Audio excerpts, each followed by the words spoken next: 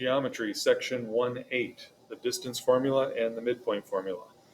These are things that we believe you should write down. You should have a notes section. I've talked about that already. And you ought to get these into your notes. The first question that always comes up is, do we have to memorize them? Yes, you will need to have these memorized before you take the chapter 1 test. But in my experience, what usually happens with most students is that you just do this assignment and you pretty much have them memorized at that point.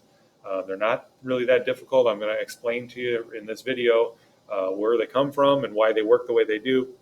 And then we'll do a couple of examples using each one.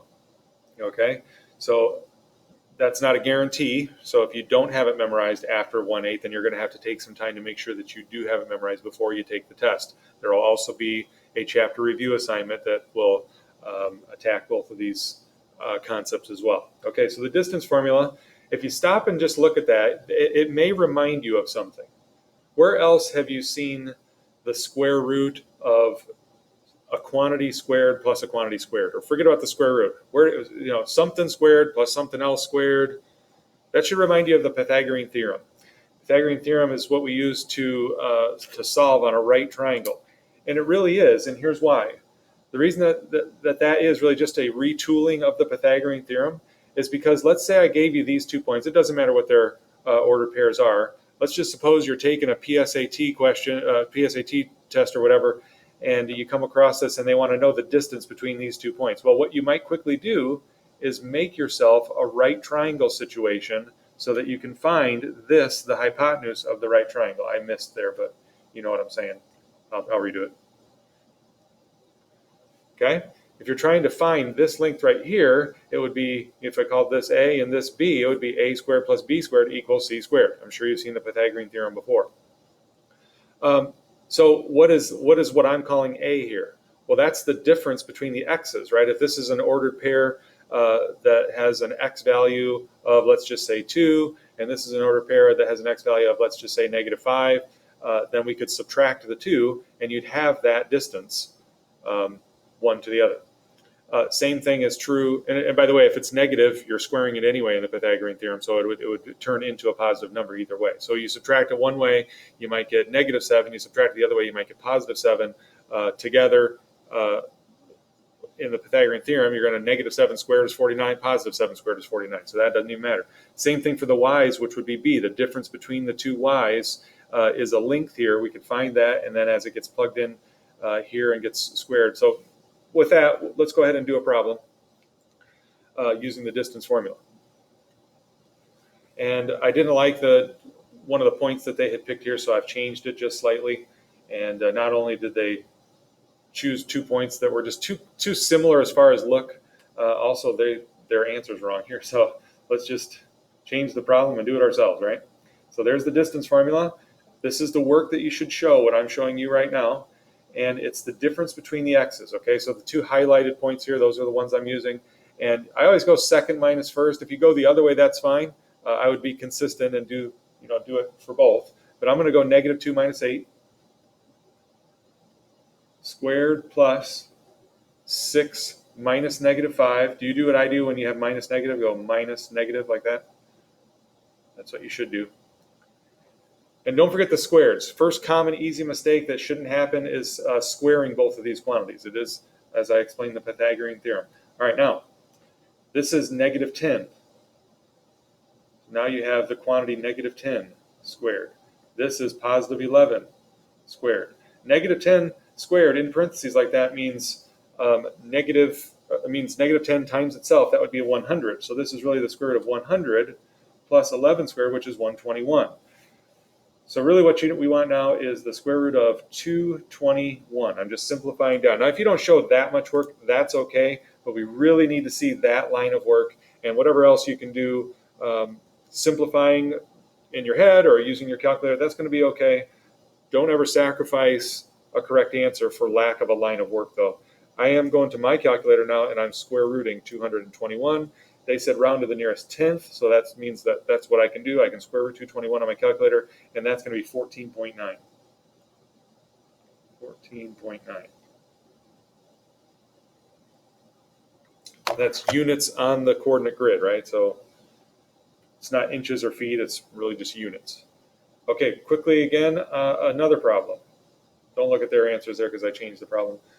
They're just trying to superimpose, if you will, a map into a coordinate grid type situation. So they say, how far is the subway ride from Oak to Symphony? And you can see those points on there.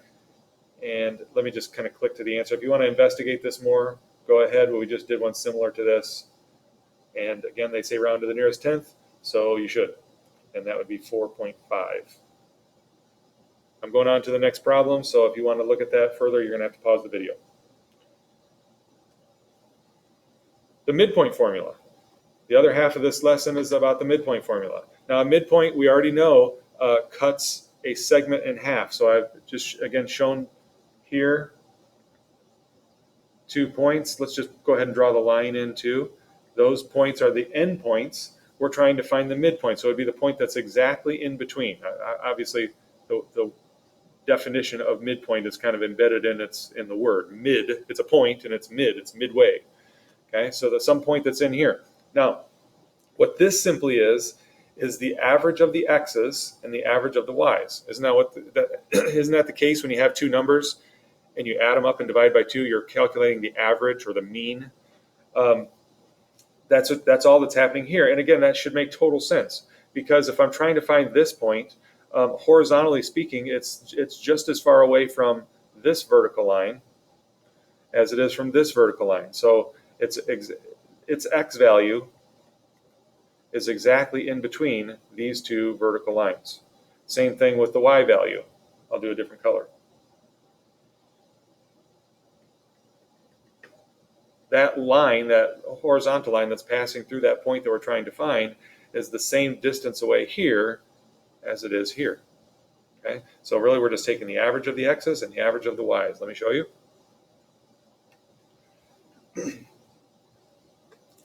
AB has endpoints 8, 9 and -6, 3. Find the coordinates of its midpoint. So there's the midpoint formula again, a little bit nicer than my handwritten one. And I'm just going to take the x's. Now, by the way, this is a comma here. This is an ordered pair, right? The midpoint is an x comma y ordered pair. So this is 8 plus -6, or you might just say -6 over 2, comma, and then 9 plus -3, or 9 minus 3 over 2. And then you would simplify that. 8 minus 6 is 2. 2 divided by 2 would be 1. 9 minus 3 is 6. Orders of operation, a fraction bar is a grouping symbol, so we want to do this subtraction first and then divide it by 2. Again, that's 6 divided by 2 would be 3. Our answer is 1, 3. That's where the midpoint is of these 2 points. Get a visual of that too. Okay, so 8, 9 is, maybe something about right here. -6, -3 is something right about here. Wouldn't it make sense that 1, 3, is about in the middle? It's ballpark correct anyway. That's a good way to just take 10 seconds to check your answer. 1, 3. All right, now, lastly, and this one does make you think a little bit more than all the rest of them. It says the midpoint of DG is -1, 5. By the way, DG is my favorite name for a segment. The midpoint of segment DG is -1, 5, and one of the endpoints is 1, 4. They want us to find the other endpoint. One thing you could do is plot out the 2 points that you know, and kind of just in a slope kind of way, kind of draw yourself to the end. That's one thing you could do, but we want to be able to use the midpoint formula to do this. So again, let's show out the midpoint formula. And all right, not a big fan of that. Okay, so let's just use it like this. The midpoint is equal to here, this. Okay, so I'm going to do my work right in here, and I'll probably move over just a little bit for comfort.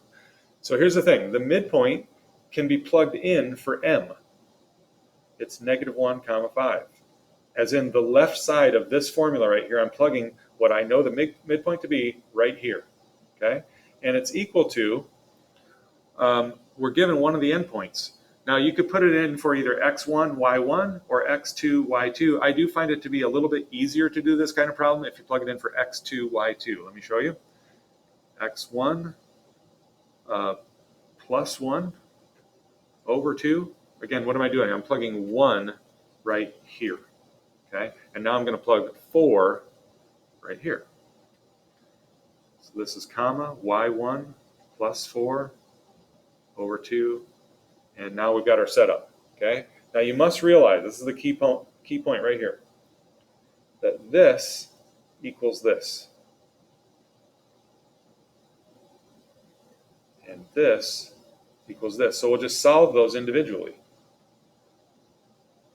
-1 equals x1 plus 1 over 2, and also 5 equals y1 plus 4 over 2. Here, again, the fraction bar is a grouping symbol, so if you ask yourself what's happening to this variable, it's being added to 1 and then divided by 2. So we will undo things by multiplying by 2. That would be -2 is equal to x1 plus 1. Okay, and then you could subtract 1 from both sides, and you'll have -3. x1 is equal to -3.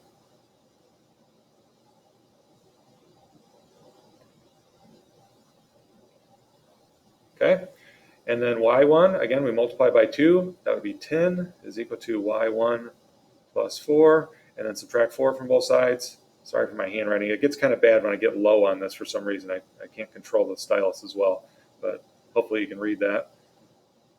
Y1 is equal to 6. So we have found the other endpoint, and it's the ordered pair, -3, comma, +6. Okay, that's all. Thanks for watching.